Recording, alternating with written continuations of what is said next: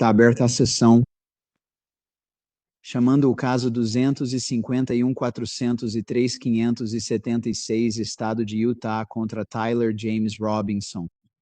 Advogados, por favor, apresentem-se. Bom dia, meritíssimo. Chad Grunander, Ryan McBride, Lauren Hunt, Chris Ballard e Jeff Gray pelo Estado. Bom dia. Bom dia, meritíssimo. Cathy Nestor, Richard Novak, Michael Burt e Stacey Visser, representando o Sr. Robinson. Podemos confirmar se ele nos ouve? Sr. Robinson, o senhor está conosco? Eles estão no mudo. Vamos ativar o som. Sr. Robinson, está nos ouvindo? Sim, meritíssimo. Bom dia, Sr. Robinson. Tudo bem. Advogado do Estado, e bom dia também para a defesa. Advogado do Estado, sei que se passaram apenas alguns dias, mas há alguma atualização breve sobre a fase de descoberta? Sim, meritíssimo. Desde segunda-feira recebemos um arquivo adicional do SBI que já foi repassado para a defesa. Portanto, estamos em aproximadamente 100% do que recebemos, já foi entregue à defesa. Obrigado. Passando para a moção do réu para uma ordem para a apresentação de justificativa por desacato ao tribunal e a objeção do Estado ao pedido dos réus para remover a pena de morte. O tribunal irá ler a decisão, mas omitirá a leitura das citações que serão incluídas na decisão escrita, a qual será carregada no processo ainda hoje. O tribunal começará a ler sua ordem.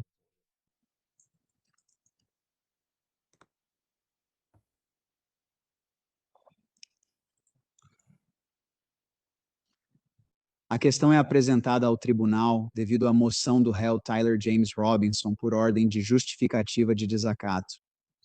O réu solicitou que o tribunal considerasse o procurador adjunto de Utah, Christopher Ballard, em desacato civil por supostamente descumprir determinações antes e durante o julgamento. A ordem de publicidade foi originalmente emitida em 16 de setembro de 2025 e alterada em 15 de dezembro de 2025. O tribunal revisou minuciosamente as petições, declarações, depoimentos e provas apresentadas por ambas as partes, incluindo a moção do réu, a declaração do advogado, a oposição do Estado, a réplica do réu, a oposição do Estado ao pedido do réu para retirar a pena de morte e a resposta do réu a essa oposição. Além disso, o tribunal considerou o testemunho e as provas apresentadas durante a audiência de justificação realizada em 12 de junho de 2026, onde o procurador adjunto do condado, Ballard, e o procurador do condado de Utah, Jeffrey S. Gray, testemunharam sob juramento. Com base na legislação estatutária de Utah, nas regras de conduta profissional de Utah, na autoridade constitucional e em precedentes persuasivos de outras jurisdições, o tribunal emite esta decisão e ordem. O tribunal determinou de forma independente os fatos e aplicou a lei, para verificar se o desacato civil foi comprovado por provas claras e convincentes. Este caso envolve uma acusação de homicídio qualificado de grande repercussão contra Tyler James Robinson, que foi acusado do assassinato qualificado de Charlie Kirk, um ativista conservador, que supostamente ocorreu na Universidade do Vale de Utah. Como este caso atraiu uma enorme atenção da mídia nacional e internacional, este tribunal reconheceu, logo no início do processo, que a publicidade pré-julgamento poderia comprometer seriamente o direito do réu ao devido processo legal e a um julgamento justo e imparcial por júri. Para proteger os direitos constitucionais fundamentais tanto do réu quanto do Estado, este tribunal, de ofício, emitiu uma ordem de proteção referente ao novo julgamento e à publicidade do julgamento em 16 de setembro de 2025, a ordem declarou explicitamente que advogados que participaram, que estão participando ou que ainda irão participar da investigação ou do litígio deste caso, de qualquer forma, deverão obedecer estritamente à regra 3.6 das regras de conduta profissional de Utah.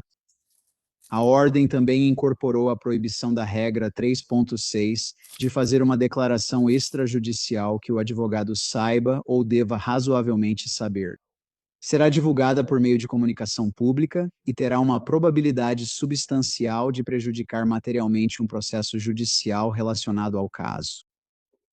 Após um requerimento do Estado para esclarecimento sobre o termo testemunha, o tribunal emitiu uma ordem emendada em 15 de dezembro de 2025, esclarecendo o escopo dos deveres do advogado, para instruir suas respectivas equipes. A presente controvérsia surgiu após um protocolo público feito pela defesa em 27 de março de 26. O réu apresentou requerimento para anular ou adiar a audiência preliminar. Nesse requerimento, o advogado de defesa caracterizou um relatório sumário forense do Departamento de Álcool, Tabaco, Armas de Fogo e Explosivos, ATF, afirmando que o ATF não conseguiu identificar a bala recuperada na autópsia com o rifle supostamente ligado ao Sr. Robinson. O relatório real do ATF concluiu que o fragmento da camisa do projétil não pôde ser identificado nem excluído como tendo sido disparado do rifle do item 1, e que os resultados da comparação foram inconclusivos. A forma como o réu apresentou o relatório do ATF em uma petição judicial pública não sigilosa gerou imediatamente uma cobertura substancial da mídia. Em 30 de março de 2026, o Daily Mail publicou um artigo com a manchete: "Bala usada para matar Charlie Kirk não corresponde ao rifle supostamente usado pelo suspeito Tyler Robinson", afirma a nova petição judicial. Outros veículos de notícias e comentaristas nas redes sociais rapidamente ecoaram essa narrativa, caracterizando o relatório do ATF como exculpatório, uma revelação bombástica que inocentava Robinson e uma evidência de que o caso do Estado possuía um problema fundamental. Diante de uma narrativa pública que se espalhava rapidamente e sugeria falsamente que o ATF havia excluído de forma afirmativa o rifle do réu como arma do crime. O procurador adjunto do condado de Utah, Christopher Ballard, manteve várias comunicações com veículos de mídia, incluindo TMZ, Estados Unidos Today, Politica, PolitiFact e Fox News. Entre 31 de março e 2 de abril de 2026, nessas comunicações, o Sr. Ballard procurou corrigir o registro em relação à definição de um teste balístico inconclusivo. No entanto, durante essas entrevistas, o Sr. Ballard também fez declarações sobre a força geral das provas do Estado, afirmando que a promotoria tinha provas suficientes para demonstrar, além de qualquer dúvida razoável, que Tyler Robinson cometeu esse assassinato e que o Estado acreditava que seria capaz de superar a presunção de inocência dele. Em 15 de abril de 2026, o réu apresentou a presente petição para uma ordem de justificativa por desacato ao tribunal, buscando responsabilizar o procurador do condado de Utah, Jeffrey S. Gray, e o procurador adjunto do condado, Christopher Ballard, por desacato civil. O réu também pediu uma ordem para apresentar provas das comunicações internas do escritório do procurador do condado de Utah, chamado UCAL. O Estado apresentou sua oposição em 30 de abril de 2026, argumentando que as declarações do Sr. Ballard estavam protegidas sob a cláusula de porto seguro da URPC 3,6, que permite a um advogado fazer declarações necessárias para mitigar um prejuízo substancial indevido, gerado por publicidade recente que não foi iniciada pelo advogado. O Estado argumentou que o documento público enganoso apresentado pelo réu tornou necessária a resposta. O réu apresentou uma resposta em 7 de maio de 2026. Em 1º de junho de 2026, este tribunal emitiu uma decisão e ordem concedendo a moção para uma ordem de justificação, determinando que o réu apresentou uma demonstração preliminar suficiente, conforme o Código de Utah 78B, 6.301, inciso 5, para justificar uma audiência de instrução. O tribunal, ao mesmo tempo, negou o pedido do réu para obrigar a divulgação das comunicações internas do UCAL. O tribunal realizou audiência de justificação com produção de provas em 12 de junho de 2026. Durante a audiência, o tribunal ouviu o depoimento do Sr. Ballard e do Sr. Gray, ambos submetidos a interrogatório direto e cruzado.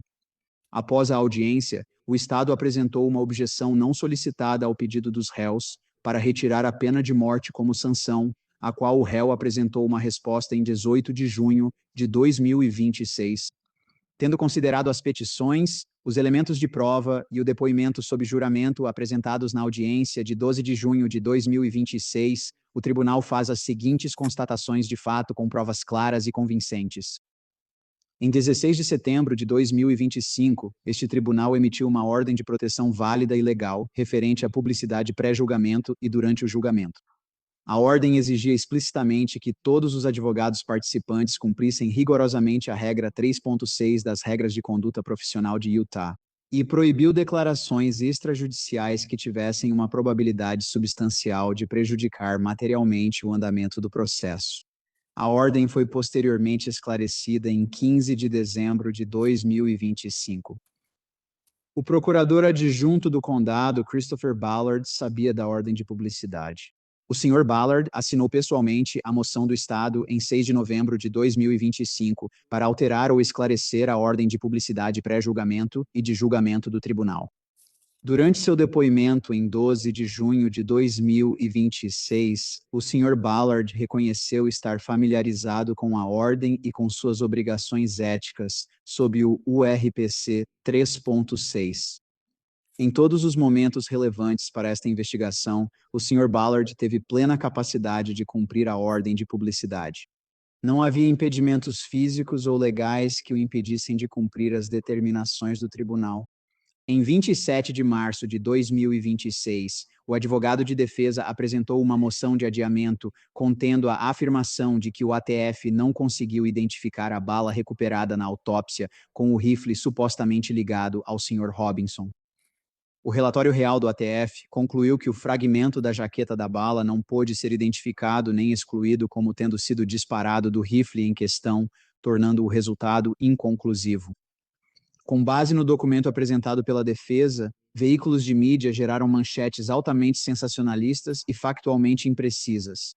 O Daily Mail declarou que a bala não correspondia ao rifle. Comentadores descreveram o relatório do ATF como uma revelação bombástica que inocentava o réu. Entre 31 de março e 2 de abril, o Sr. Ballard manteve comunicações extrajudiciais com várias entidades da mídia. Em 31 de março de 2026, o Sr. Ballard foi citado pelo TMZ dizendo: normalmente, quando a análise de um fragmento de bala é inconclusiva, significa que ele não tinha detalhes suficientes para o perito afirmar qualquer coisa. Não há detalhes suficientes para saber se a bala foi disparada por uma arma de fogo específica. Temos provas suficientes para demonstrar, além de qualquer dúvida razoável, que Tyler Robinson cometeu esse assassinato, e vamos apresentar algumas dessas provas na próxima audiência preliminar e apresentaremos todas essas provas no julgamento. O Sr. Ballard afirmou ainda: ele é considerado inocente. A decisão final caberá ao júri. Acreditamos que seremos capazes de superar a presunção de inocência dele. Nos dias 31 de março e 2 de abril de 2026, o Sr. Ballard deu declarações ao Estados Unidos Today e ao PolitiFact, limitando estritamente seus comentários à definição mecânica e forense de um teste balístico inconclusivo, observando que as regras éticas o proíbem de falar publicamente sobre testes forenses e os resultados dos testes, mas esclarecendo que inconclusivo significa apenas isso. O fragmento não continha detalhes suficientes para que o perito determinasse se as características do fragmento eram compatíveis com o disparo de uma arma de fogo específica. Após observar o comportamento e o depoimento do Sr. Ballard na audiência, o tribunal conclui que ele testemunhou credivelmente sobre sua intenção subjetiva. O tribunal conclui que o Sr. Ballard não buscou a mídia por intenção maliciosa de desafiar a autoridade ou influenciar o júri. O Sr. Ballard testemunhou que acreditava que suas declarações eram necessárias para responder às reportagens públicas sobre o relatório da ATF. Em Utah, os processos por desacato são regidos simultaneamente pelos princípios do direito comum e pelo arcabouço legal estabelecido no Código de Utah 78B 6301. A seção 78B 6301, inciso 5, determina expressamente que a desobediência a qualquer decisão, ordem ou processo legal do tribunal constitui desacato à autoridade do tribunal. Para que uma parte seja considerada em desacato civil por violar ordem judicial, a parte requerente deve provar 3 elementos do direito comum com provas claras e convincentes. Primeiro, a pessoa citada por desacato sabia o que era exigido pela ordem. Segundo, a pessoa tinha a capacidade de cumprir a ordem. E terceiro, a pessoa intencionalmente deixou de cumprir ou se recusou a fazê-lo. A lei de Utah exige prova clara e convincente de que o suposto réu tinha conhecimento da ordem, possuía a capacidade de cumpri-la e intencionalmente cometeu os atos que constituem a violação. Von Hayek continua sendo o precedente vinculante em Utah. Como o tribunal conclui que esses elementos são satisfeitos de acordo com a lei vigente de Utah, não é necessário determinar se o padrão objetivo de boa-fé discutido em Taggart v. Lorenzen alteraria de forma independente a jurisprudência de desacato civil em Utah. Mesmo supondo que Taggart forneça uma orientação persuasiva, o resultado seria o mesmo. Como as declarações contestadas excederam as limitações objetivas contidas na regra 3.6, o desacato é categorizado como direto ou indireto, com base em onde a conduta ocorreu. O desacato direto ocorre na presença imediata do tribunal e pode ser punido sumariamente. Código de Utah 78B6302-1. O desacato indireto ou construtivo ocorre fora da presença do tribunal e implica robustas garantias de devido processo legal. Como as declarações extrajudiciais do Sr. Ballard ocorreram fora da vista imediata e da presença do tribunal, isso constitui uma alegação de desacato indireto. O devido processo legal para o desacato civil indireto exige notificação, oportunidade de defesa e apresentação das acusações por meio de uma declaração juramentada ou depoimento sob juramento detalhando os fatos que constituem o desacato. O tribunal deve emitir ordem para a apresentação de justificativa e realizar audiência de instrução, permitindo ao acusado apresentar defesa e interrogar testemunhas. O tribunal conclui que os requisitos do devido processo legal foram cumpridos. O réu apresentou declaração juramentada do advogado. O tribunal emitiu uma ordem para justificar e realizou uma audiência completa de produção de provas em 12 de junho de 2026, na qual o acusado testemunhou e apresentou argumentos. É preciso fazer uma distinção fundamental entre o desacato civil e o criminal, pois essa classificação determina as sanções aplicáveis. Como articulado pela Suprema Corte de Utah em Von Hayek, o fator distintivo é se a sanção é condicional ou fixa. Uma ordem de desacato é criminal se a punição for fixa, incondicional e puramente punitiva, destinada a reafirmar a autoridade do tribunal. Por outro lado, uma ordem de desacato é civil se a sanção for de natureza reparatória, destinada a compensar a parte prejudicada por danos resultantes do descumprimento ou a coagir o cumprimento futuro por meio de uma penalidade condicional. Como o réu apresentou esta petição buscando sanções reparatórias para sanar o suposto prejuízo ao seu direito a um julgamento justo, o tribunal avalia isso estritamente como um processo de desacato civil. A ordem de publicidade deste tribunal incorporou expressamente a regra 3.6 das regras de conduta profissional de Utah. A regra 3.6 reflete as acomodações constitucionais, reconhecidas em Gentile versus Ordem dos Advogados de Nevada, sob a qual um advogado participando de um litígio em andamento pode estar sujeito a restrições de fala cuidadosamente delimitadas quando necessário para proteger a integridade de um processo judicial.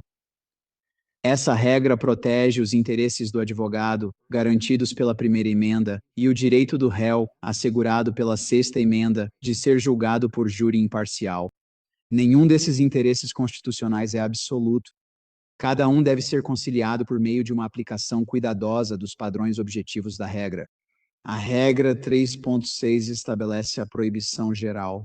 Um advogado não deve fazer uma declaração extrajudicial que ele saiba, ou razoavelmente deva saber, que será divulgada publicamente e que terá uma probabilidade substancial de prejudicar materialmente um processo judicial.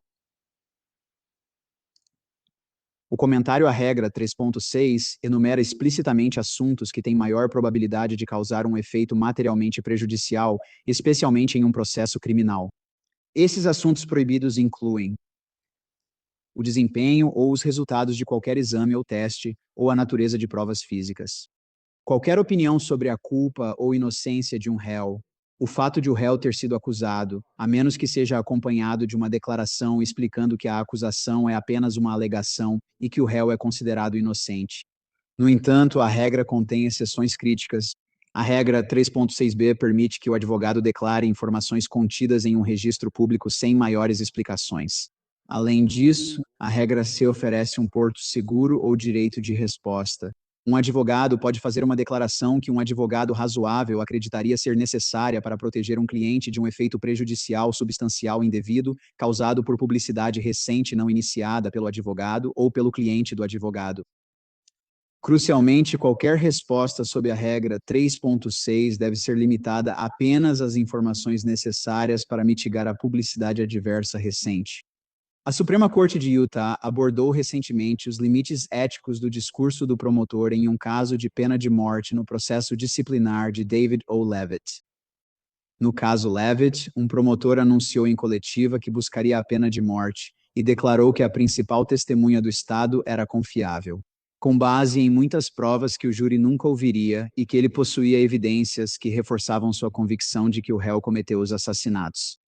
A Suprema Corte de Utah decidiu que a opinião de culpa de um promotor é particularmente propensa a criar preconceito, já que suas palavras carregam a autoridade do governo e são especialmente persuasivas aos olhos do público. O tribunal sancionou o promotor, reconhecendo que, embora a transparência seja um objetivo legítimo, os promotores possuem um dever ético elevado de garantir que a justiça seja feita, o que inclui respeitar os direitos constitucionais do acusado, como a presunção de inocência. O desacato civil é uma medida extraordinária. Como o desacato envolve tanto a autoridade judicial quanto interesses constitucionais concorrentes, o tribunal define sua decisão para restringir a conduta apresentada por este registro.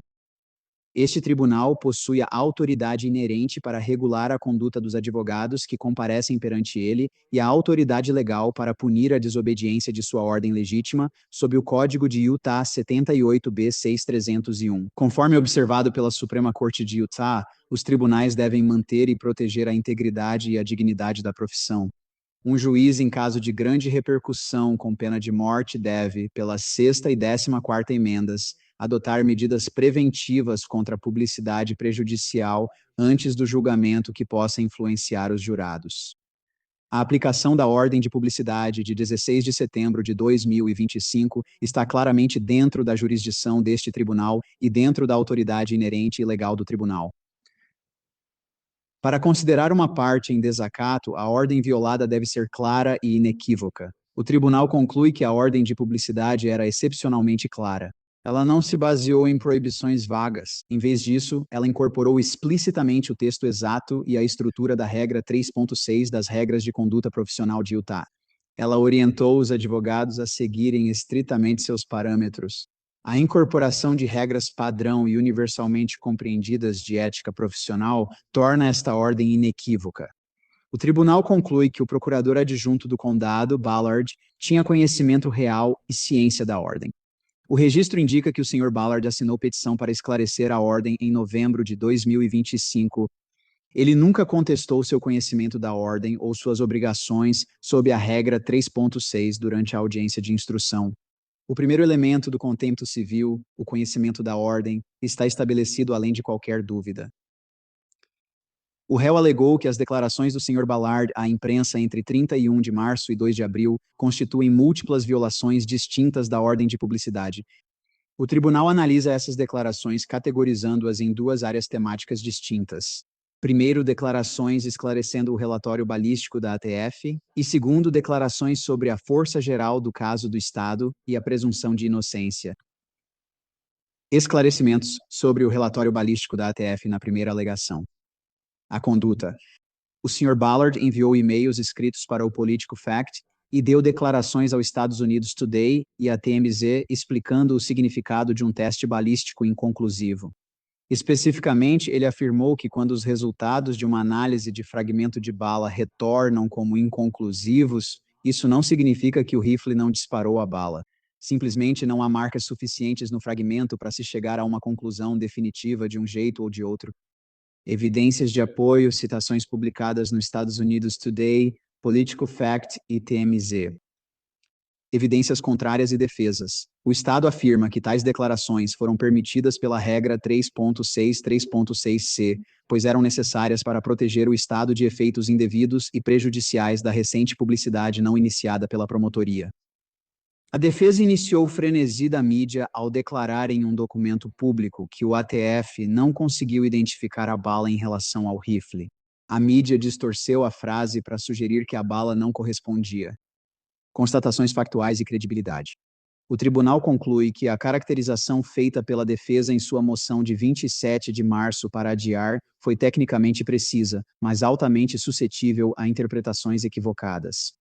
Ao apresentar os resultados como incapazes de identificar, a defesa deixou de incluir que a ATF também concluiu, simultaneamente, que o projétil também não poderia ser excluído. A mídia aproveitou essa omissão, gerando manchetes que exageraram de forma significativa as conclusões forenses, afirmando que o projétil não correspondia ao rifle. O tribunal considera que o Sr. Ballard testemunhou de forma credível que via essa narrativa da mídia como muito prejudicial ao Estado. Análise jurídica. A regra 3.6 permite que um advogado faça uma declaração que um advogado razoável acreditaria ser necessária para proteger um cliente de um efeito prejudicial, substancial e indevido de publicidade recente não iniciada pelo advogado. Uma narrativa falsa da mídia afirmando que a arma do crime foi definitivamente excluída pela perícia constitui um prejuízo substancial e indevido à acusação. As declarações do Sr. Ballard explicando a definição mecânica forense de um teste inconclusivo foram cuidadosamente elaboradas para mitigar esse prejuízo específico. Embora o comentário 5 geralmente proíba discutir os resultados do teste, a zona de segurança da regra 3.636c autoriza declarações restritivas e responsivas apenas na medida razoavelmente necessária para mitigar a recente publicidade prejudicial. Conclusões da primeira alegação. O tribunal conclui que as declarações do Sr. Ballard, esclarecendo que as conclusões inconclusivas do ATF estavam protegidas pela cláusula de zona de segurança da URPC 3.6c, essas declarações não constituem uma violação da ordem de publicidade. Não ficou comprovado o desacato nessas declarações. Alegação 2. As declarações opinando sobre a força das provas e a culpa. A conduta. Além de apenas corrigir o registro balístico, o Sr. Ballard forneceu a seguinte declaração ao TMZ. Temos provas suficientes para demonstrar, além de qualquer dúvida razoável, que Tyler Robinson cometeu esse assassinato e apresentaremos parte dessas provas na próxima audiência preliminar.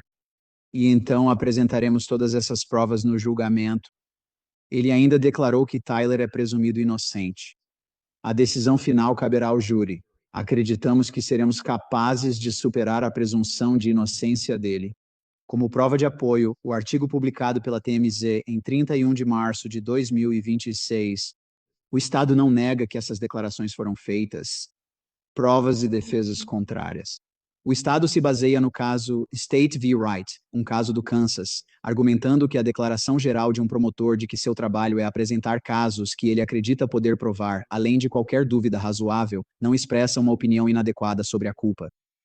O Estado argumenta que simplesmente expressar confiança de que possui provas suficientes para cumprir seu ônus da prova não diz ao público nada além do que a própria existência da acusação já proclama. Constatações fáticas e de credibilidade.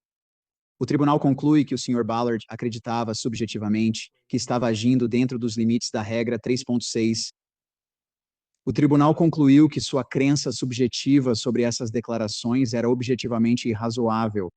Análise jurídica. A regra 3.6c determina estritamente que qualquer declaração em resposta deve se limitar apenas às informações necessárias para mitigar a recente publicidade adversa.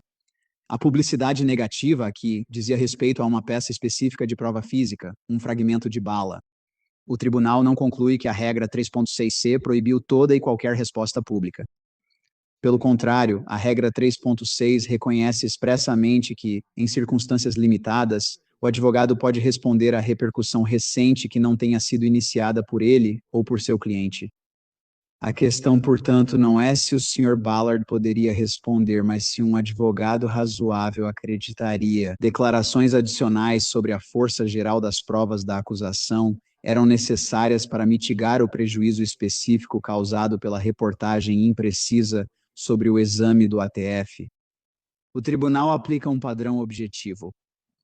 A boa-fé subjetiva do advogado é relevante para a credibilidade, mas não determina se a limitação da regra 3.6 foi satisfeita. A confiança do Estado no caso Estado versus Wright está errada. O caso Wright é diferente porque tratou de declarações feitas durante o voir dire e não de declarações extrajudiciais regidas pela regra 3.6. Como a Suprema Corte de Utah reiterou recentemente no caso Levitt, quando um promotor eleito ou seu adjunto faz declarações públicas sobre a força das provas ou sua crença no resultado final do julgamento. Essas palavras carregam um peso e uma autoridade particulares do governo. Afirmar que a promotoria tem provas suficientes para demonstrar, além de qualquer dúvida razoável, que Tyler Robinson cometeu esse assassinato, comunicou de forma razoável ao público a avaliação do promotor sobre a culpa do réu de que o réu era culpado. Isso viola diretamente o comentário 5, numeral romano 4, da regra 3.6, que proíbe expressar qualquer opinião sobre a culpa ou inocência de um réu. Embora o L. Ballard tenha feito uma menção superficial à presunção de inocência, ele imediatamente a enfraqueceu ao divulgar publicamente sua crença de que o Estado irá superar essa presunção de inocência. Essas declarações não eram razoavelmente necessárias, conforme a regra 3.6, 3.6c, para mitigar a confusão em torno do relatório da ATF. Na verdade, essas declarações públicas adicionais tinham uma probabilidade substancial de prejudicar materialmente o andamento do processo ao comunicar a avaliação do promotor sobre a culpa do réu. Conclusão sobre a segunda alegação. O tribunal conclui que as declarações ao TMZ sobre evidências abundantes e sobre superar a presunção de inocência violaram a regra 3.6a e não estavam protegidas pela salvaguarda da regra 3.6c. Porque o Sr. Ballard tinha conhecimento da ordem, possuía a capacidade de cumpri-la e fez intencionalmente as declarações voluntárias em questão. Os elementos do descumprimento civil da ordem judicial foram comprovados por evidências claras e convincentes. O Estado e o UCAL possuem interesses fundamentais da primeira emenda em se comunicar com seus constituintes e defender a integridade de sua investigação contra narrativas falsas da mídia. A regra 3.6c acomodou esse direito ao permitir que o Sr. Ballard corrigisse a narrativa incorreta sobre balística. No entanto, o direito do réu a um julgamento justo, garantido pela Sexta Emenda, impõe um limite constitucional ao discurso do promotor. Como decidiu o Tribunal dos Estados Unidos no caso Gentile, o direito de um advogado à liberdade de expressão em um caso pendente é limitado porque as declarações do advogado tendem a ser recebidas como especialmente autoritativas. Em casos de pena de morte, onde a vida está em jogo, o tribunal conclui que os interesses do réu garantidos pela Sexta Emenda predominam, sendo predominantes diante desses fatos. A decisão do tribunal não se baseia em discordância com o promotor, nem no fato de as declarações terem sido feitas publicamente. Em vez disso, o tribunal aplica uma ordem de publicidade pré-existente que incorporava a regra 3.6, aplicada igualmente a todos os advogados participantes e que regulava a conduta dos advogados em uma acusação de pena de morte pendente. A decisão de desacato baseia-se na conclusão de que as declarações identificadas excederam os limites objetivos da regra 3.6 e não no conteúdo da posição do Estado ou na avaliação do tribunal sobre o mérito da acusação. As medidas corretivas ordenadas visam preservar a imparcialidade do júri e garantir o cumprimento futuro da ordem do tribunal. Assim, a aplicação de sanções civis por desacato aqui não fere a primeira emenda. Pelos motivos expostos acima, o tribunal determina de forma independente que a parte requerente comprovou, por meio de provas claras e convincentes, que o procurador adjunto do condado de Utah, Christopher Ballard, está em desacato civil às ordens de publicidade de 16 de setembro de 2025 e 15 de dezembro de 2025. O tribunal enfatiza que esta decisão não trata do mérito das acusações criminais, da credibilidade das testemunhas esperadas ou da culpa ou inocência final dos réus. Seu único propósito é a aplicação de uma ordem de publicidade estritamente delimitada que rege a conduta dos advogados. Um advogado razoável invocando a regra 3.6. 3.6c pode responder apenas ao prejuízo específico que exige correção. O prejuízo identificado aqui dizia respeito ao mal-entendido público sobre a conclusão inconclusiva da perícia do ATF. Após esclarecer totalmente o mal-entendido, comentários sobre a força das provas da acusação não contribuíram de forma significativa para corrigir o prejuízo específico. Impressões equivocadas. Na verdade, essas declarações adicionais trouxeram à tona um outro assunto, a avaliação do promotor sobre o mérito final, que é regulada de forma independente pela regra 3.6, conclusões de direito. Primeiro, a ordem de publicidade pré-julgamento e durante o julgamento emitida em 16 de setembro de 2025 e alterada em 15 de dezembro de 2025 foi uma ordem válida, clara e inequívoca deste tribunal. 2. O procurador adjunto do condado, Christopher Ballard, tinha conhecimento real da ordem, conhecimento de seu conteúdo e plena capacidade de cumprir suas determinações. 3. Embora a regra 3.6 permitisse declarações limitadas em resposta para explicar o relatório da ATF, as declarações adicionais do Sr. Ballard sobre a força das provas do Estado e a capacidade antecipada de superar a presunção de inocência excederam o escopo dessa exceção e violaram a ordem de publicidade do tribunal. 4. Pois Ballard fez intencional e voluntariamente essas declarações extrajudiciais, cumprindo os elementos exigidos para o desacato civil, conforme o Código de Utah 78b6, 301 sub 5 e Von Heike Winter Thomas. Ordem e sanção. Tendo considerado o Sr. Ballard em desacato civil, o tribunal passa à imposição de sanções. O réu argumenta que a sanção apropriada para remediar esse prejuízo é anular a notificação do estado de intenção de buscar a pena de morte. O tribunal recusa adotar essa medida solicitada. Como o Estado argumenta corretamente em sua objeção, anular um agravante de pena de morte ou reduzir a acusação não é uma sanção civil reparatória. É uma sanção fixa, absoluta e puramente punitiva. Tal ato ultrapassaria o limite para sanções por desacato criminal e também representaria o risco de uma intrusão judicial indevida na discricionariedade do Poder Executivo em relação à acusação. As sanções por desacato civil devem ser de natureza reparatória, voltadas para corrigir o prejuízo causado pela violação ou destinadas a coagir o cumprimento futuro.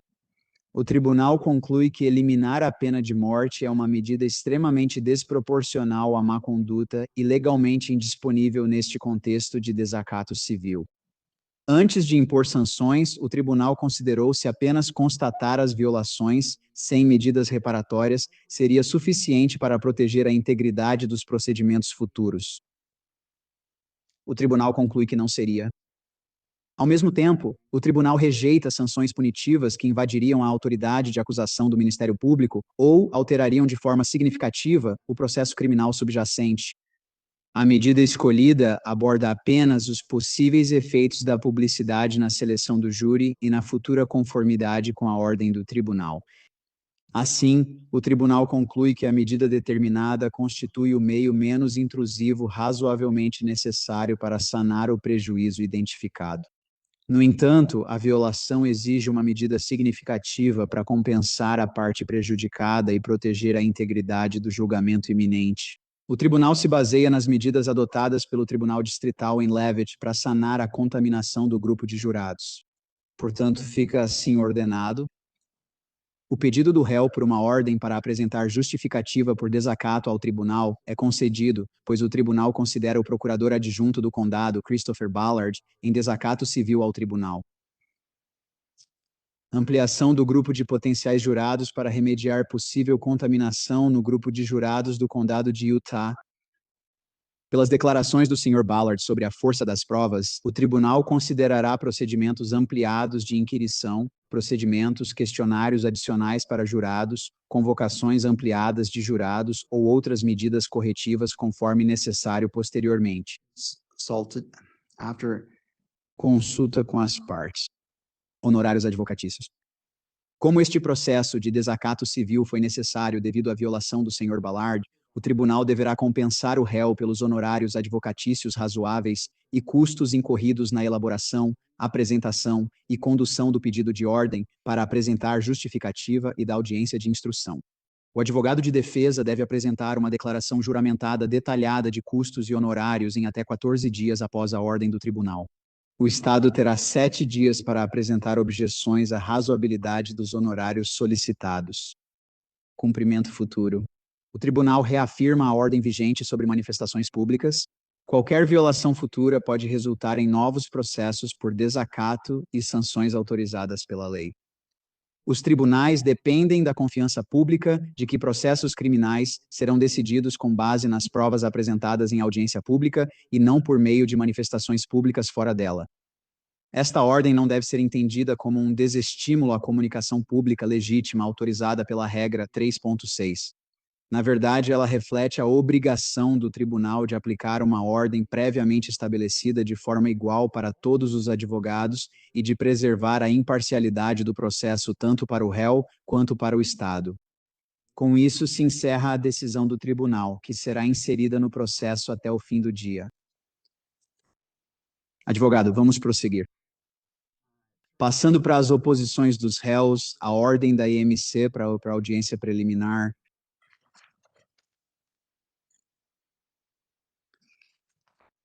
O tribunal emitirá uma decisão por escrito até o meio da próxima semana. O tribunal reconhece que ambas as partes estão se preparando ativamente para a audiência preliminar, marcada para começar em 6 de julho. Dado o tempo e a atenção necessários para essa preparação, o tribunal não acredita que uma decisão oral sobre a moção seja necessária. A decisão por escrito será carregada no processo e as partes serão notificadas assim que o tribunal emitir sua decisão.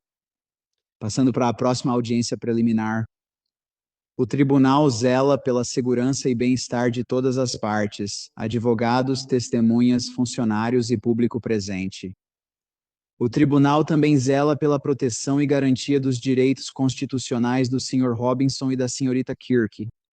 Para atender a esses interesses importantes, o tribunal lembra a todos que estiverem presentes que dispositivos eletrônicos portáteis não serão permitidos na sala do tribunal nem no quarto andar.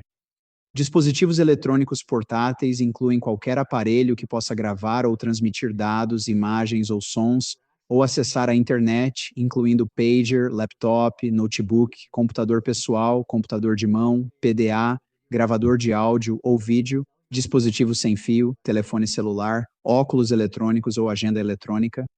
Essa proibição não se aplica aos advogados e à equipe de apoio da defesa ou da promotoria neste caso, nem aos equipamentos permitidos por qualquer ordem vigente de cobertura de mídia eletrônica. Além disso, todas as pessoas presentes receberão a dignidade e o respeito que lhes são devidos, conforme a Ordem Permanente de Decoro de 24 de setembro de 2025. Espectadores devem ficar em silêncio, ser civilizados e manter a ordem. Os espectadores não devem ter comportamentos distrativos, perturbadores, provocativos, desrespeitosos, incivis ou ameaçadores. Os espectadores não devem fazer nenhum comentário audível de qualquer tipo, não devem balançar ou acenar com a cabeça e não devem fazer nenhum outro gesto durante a audiência. Os espectadores não devem usar ou exibir broches, botões, placas, roupas ou fotografias que expressem apoio ou oposição a qualquer pessoa relacionada a este caso ou ao status deste caso como crime capital. Mídia e público poderão entrar na sala do tribunal conforme disponibilidade de assentos. Um número limitado de assentos será reservado para cada grupo e estará disponível por ordem de chegada. O tribunal pede respeitosamente que todas as pessoas que desejam entrar se comportem de maneira ordeira e respeitosa, enquanto os funcionários do tribunal e o pessoal de segurança cumprem suas responsabilidades, incluindo a triagem de segurança e a distribuição de pulseiras para a entrada na audiência. Advogado, alguma parte precisa do benefício do registro? Sim, meritíssimo senhor Grunander pelo Estado, uma pergunta. Eu sei que essa ordem não se aplica aos advogados do Estado ou da Defesa, nem à nossa equipe que está lá nos auxiliando. Mas o tribunal permitiria que o advogado do representante da vítima mantivesse o celular com ele? Defesa, alguma consideração? Não nos opomos, meritíssima. Tudo bem, Sr. Grunander, com base na ausência de objeção e considerando que é permitido e está no interesse, vou conceder esse pedido e agradeço esse esclarecimento. Obrigado. E tenho mais um outro assunto que foge desta ordem específica, meritíssimo, se estiver pronto para ouvi-lo. Sim, Pode haver algumas informações sensíveis que serão apresentadas durante a audiência preliminar. E o Estado gostaria de poder alertar o tribunal antes que isso aconteça para permitir que os membros da família da vítima possam sair da sala do tribunal antes que isso seja apresentado em juízo. Prevemos virar os monitores para longe da galeria, mas ainda assim haverá algum áudio que pode ser sensível. Gostaríamos de informar ao tribunal que avisaremos Vossa Excelência antes, permitindo que eles deixem a sala. E então, uma vez que isso seja apresentado, permitir que eles retornem à sala do tribunal. Esse seria o pedido do Estado. obrigado, Sr. Grenada. Gostaria de responder pela defesa. Não acreditamos que seja necessária a resposta, meritíssimo. Cabe ao tribunal decidir como proceder. Obrigado. De acordo com o artigo 1, seção 28 da Constituição de Utah e a legislação subsequente de Utah, as vítimas têm direito a serem tratadas com dignidade e respeito. Considero que esse pedido se enquadra nisso e vou concedê-lo. Advogado, assim que possível, assim que estiver próximo, sinta-se à vontade para avisar o tribunal, e o tribunal fará um breve recesso para permitir que os representantes das vítimas tomem essa decisão. Se quiserem sair da sala do tribunal, podem sair. E então, depois que essa prova for apresentada, eles poderão retornar. Então, faremos um intervalo depois que esse material sensível, como você definiu, for apresentado. E se você puder avisar o tribunal para que um breve intervalo possa ser feito para permitir que eles entrem e garantir que possam estar totalmente presentes pelo tempo que desejarem participar da audiência preliminar. Perfeito. Obrigado, meritíssimo. Certo. Voltando para a defesa, vocês precisam que isso fique registrado ou desejam levantar algum outro ponto? Meritíssimo Michael Bird pelo Sr. Robinson. Tudo bem, Sr. Bird? Meritíssimo, na última audiência, informei ao tribunal que iríamos solicitar uma decisão do tribunal antes da audiência sobre algumas testemunhas especialistas que a defesa intimou de fora do Estado. E após discussões com o Estado, parece que o Estado não tem objeção à apresentação dessas testemunhas. Reduzimos o número de testemunhas que serão chamadas. E atualmente haverá apenas 3 testemunhas que serão chamadas, 3 testemunhas especialistas. As outras testemunhas serão tratadas por meio de um acordo. Obrigado, senhor presidente. Algum comentário do Estado? Correto, meritíssimo. Estamos negociando acordos com o advogado de defesa. Decidimos não nos opor à apresentação desses peritos da defesa. Dito isso, durante a audiência podem surgir objeções caso o questionamento ou as respostas a serem